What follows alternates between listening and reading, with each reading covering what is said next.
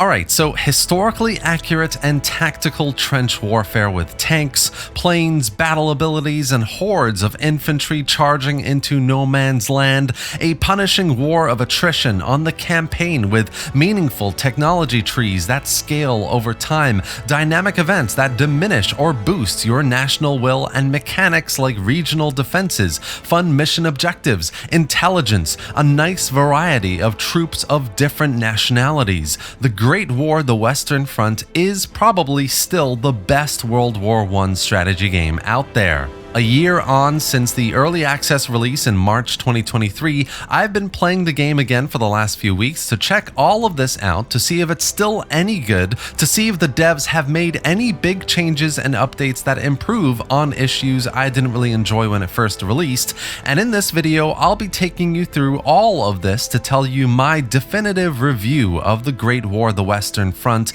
and whether it's worth buying for the current price of $35. So let's get started. Created by former developers of the Command & Conquer series and Star Wars: Empire at War, The Great War: The Western Front is a game that combines grand strategy on a campaign map of Western Europe with large-scale tactical battles which look very much like Total War. You'll get to play as either the Central Powers or the Entente. You'll control a large number of infantry divisions, regions, backed up by armor and air force supply lines across a wide border that will shift back and forth depending on the outcome of these massive battles. But while the battle engagements may be somewhat reminiscent of Total War, the campaign is really quite different and unique. The primary objective is not to conquer all of Europe, it's to maintain a high level of national will, while if possible diminishing the will of your enemy. Through decisive victorious military engagements, through technologies, through dynamic events and the choices you make, you can raise your national will. But if you lose battles or territory, take too many casualties, even if you actually win a battle, and your national will diminishes, so it can really be quite a tough mechanic to maintain or even grow. The other big mechanic here that you will use most of your campaign time accumulating and spending is supply. You need supplies to build defenses in your regions, get new troops, deploy units into the battlefield, and use artillery. You need supplies for pretty much everything, and if you run out of it in the middle of a battle, you are pretty much screwed. You do also have gold reserves in case you need to quickly replenish your supplies on the campaign, but that's not available while you're fighting a battle, so supplies are extremely important to maintain a steady flow of and to use wisely. Great War: The Western Front also has a really nice technology tree, split between intelligence, logistics, engineering, trench, flight, and infantry. There are a lot of options here to tailor your gameplay experience. You could prioritize flight and get some really nice bombers, fighter planes, recon capabilities, or you could get into the trench and unlock better trench types to develop your defense in-depth tactics. Whatever you choose though, logistics is absolutely a must as it increases the amount of supplies you generate. Point is, there's tons of choice here, which does really well to give you different types of gameplay, different methods of winning battles and achieving victory, and different types of technologies to give you an edge over your enemy.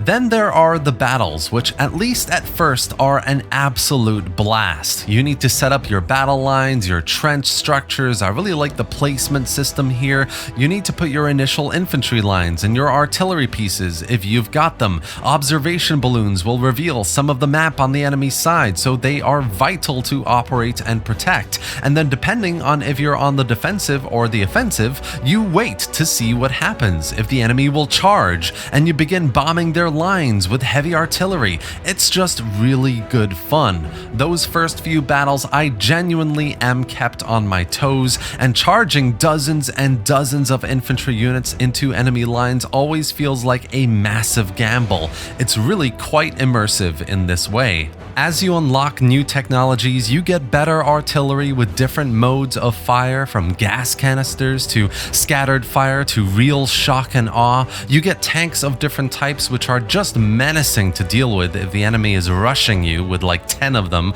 but are super effective as the player destroying enemy lines. And bomber planes make a huge difference against enemy artillery as well, always giving you a nice edge and giving you a better chance at a successful charge and victory. The attacker, of course, needs to take the enemy capture points for a full great victory, while the defender needs to stop them at all costs. Pretty straightforward, but it all comes down to directional attack, and often against the AI, you can get caught off guard with masses of infantry all coming at you at once. And for me, the best part is this all feels like a proper World War I game. You're fighting inch by inch. A wrong move will cost you hundreds, often thousands of men. You have very limited supplies to support the war effort, and troops of different nationalities with different strengths and weaknesses are just really well done. The battle map is gritty, artillery barrages are scary, and on the campaign, I'm genuinely biting my nails, waiting to see if the enemy will attack a city I haven't got the manpower to defend effectively with. You will take losses, you will suffer, and all of it really does well to immerse you in the Great War. Finally, before getting into the negative side of what I've experienced with the game, I wanted to mention that in the year since the launch, the developers have released a few major updates, adding persistency to battlefields for things like destroyed tanks, rebalancing the AI, various types of troops and campaign mechanics, fixing tons of bug and crash issues, and adding new units, new battle maps, and finally adding modding support, which is a fairly recent development. So hopefully, over the next 6 months, we start seeing more community-developed battle maps, overhaul mods, and more importantly, custom campaigns, of which I know there are a couple in the works already. So really good stuff so far in the life of the game's development.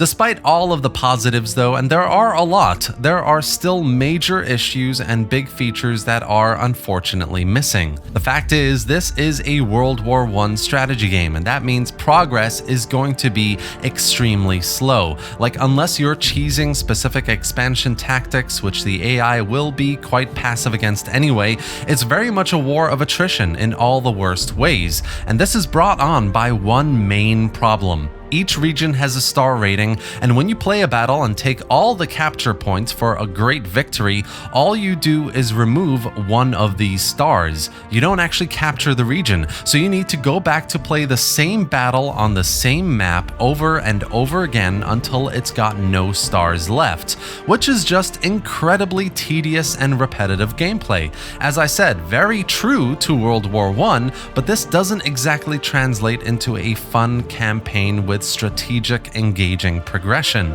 Unfortunately, this also means the battles get repetitive as well. Those first few are really fun and memorable and definitely keep you on your toes, but unless you've unlocked some new brilliant technology, they just start getting extremely repetitive, fighting over the same trenches, the same terrain.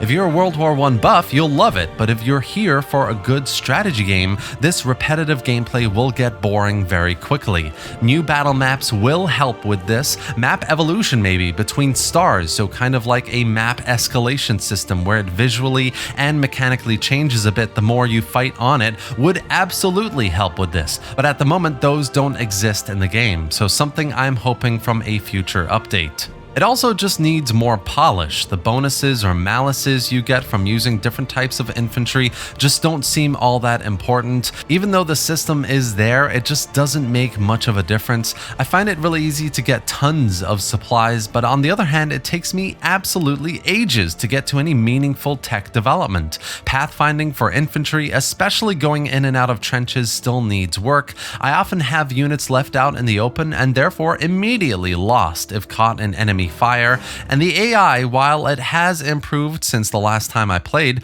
is still just very predictable. Defensive battles, if you have all the supplies you need, are just simply too easy because of artillery spam, which is incredibly overpowered. There's just a lot that needs to be ironed out. Finally, while the game does have multiplayer support for battles, it still does not have that support for player versus player campaigns, which to me is just insane. Like, it's great to see modding support finally, it's great to see new features and units, etc., but with how passive the AI can be sometimes, a multiplayer campaign option would elevate the gameplay to a massive, brilliant new level. Playing the Entente against the player's central powers, I would find it super intimidating. The unpredictability of not knowing which region to bolster defenses, not being prepared for an enemy attack, it would all fly through the roof, and the prospect of that is just too good to pass up. The developers really need to prioritize adding that feature into the game to make it a full experience. Overall, I would give Great War: The Western Front a 6 out of 10, and probably not worth the asking price of $35. On a sale, definitely pick it up, especially if you're a World War I enthusiast, but as it is, I'd wait until more improvements are made. I like everything it has to offer as a World War I game. It's got great immersion, I really like the art style they've gone with, the UI, the tech tree offers tons of options, the missions are fun, and at first at least the battles were really engaging. But as a strategy game, there's still a lot of work to be done here. As I said, there are still major updates coming out, the devs are very receptive to community feedback, but as long as the battles are as repetitive as they are, and that there are balancing issues or big features like multiplayer campaigns that are missing, it really just doesn't feel like a proper, complete game yet. Hopefully more improvements are made over the next year. And that's it for today, guys. This has been my 2024 review of Great War: The Western Front. I really hope you enjoyed it and found it informative. If you did, give it a like and drop any thoughts or questions in the comments section below. I'd love to hear what you think about everything I've discussed here about the game. Subscribe for more strategy game content, gameplay, and reviews just like this. And thanks for watching, guys. I'll see you next time.